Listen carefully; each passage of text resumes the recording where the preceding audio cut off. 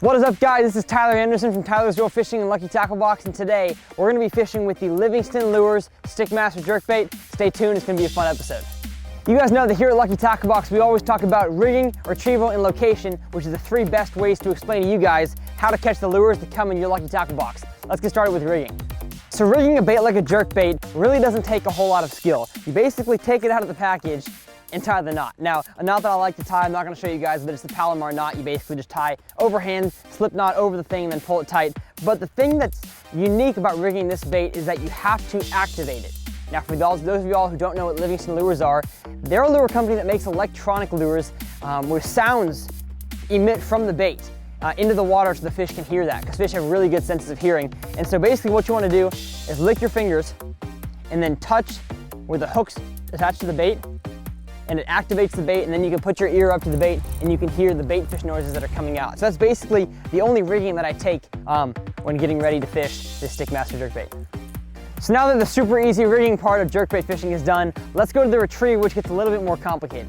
Now, jerkbaits are definitely not a chunk and wind bait, so you can't just throw it out there and reel it in like a crankbait. That's not how jerkbaits work. Now, of course, I'm not saying you can't catch fish like that, but the most effective way to work a jerkbait is with, like its name implies, a jerking pattern. And so here's several tips on how to jerk a jerkbait.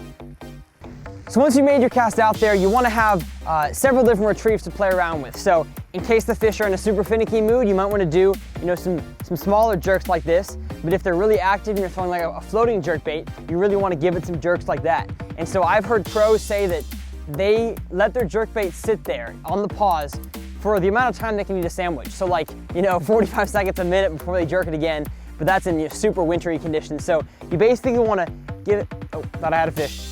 You basically want to give it a few jerks, let it pause, a few more jerks, let it pause again. And some people have cadences they like to work with, so they'll like to, sing a certain song with their lure. I don't really have a certain song, but I'm sure throughout this video I'll think of something. But you basically want to just jerk it and let it sit there, because that fish is going to be following that lure. It's going to see it stop, and it's going to kind of do a little circle around and check it out.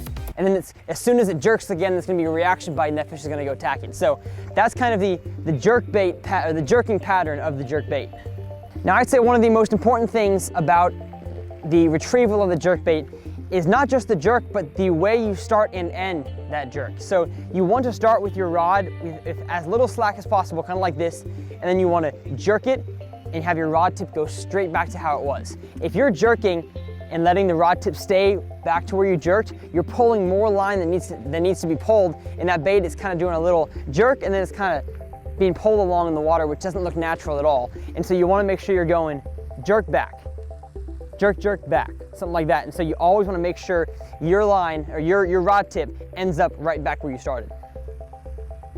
So one thing that I forgot to cover in the rigging section of this video is the rod and reel and line that I'm throwing. I'm going to keep it super simple, just a 7-foot castaway crankbait rod, a loose BB1 Pro crankbait reel, and 12-pound fluorocarbon. I know a lot of guys that throw mono as well, because mono helps your jerkbait float, but for the sake of today, I want my jerkbait to suspend, so that's why I'm throwing fluorocarbon.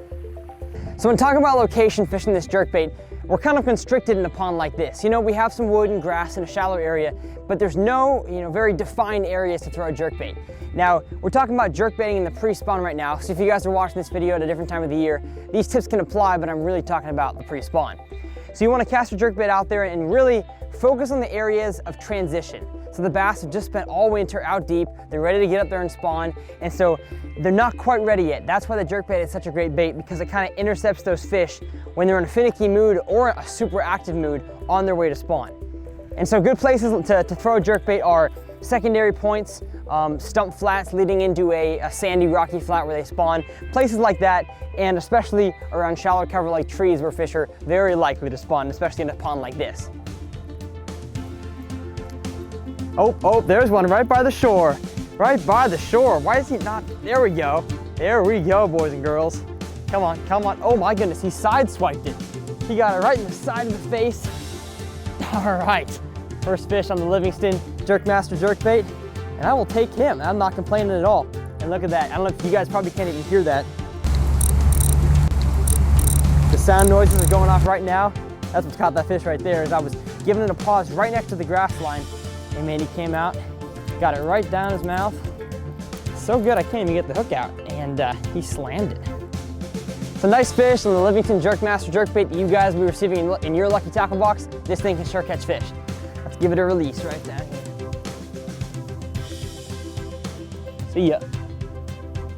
So thank you guys so much for watching this video. If you enjoyed it, as always, guys, hit that like and subscribe button, and also subscribe to my channel, Tyler's Real Fishing. Now, if you guys are subscribed to my channel, you have the opportunity to win one of these. You're already getting one in your box, so why not win another one? I'm gonna be giving it away through my channel.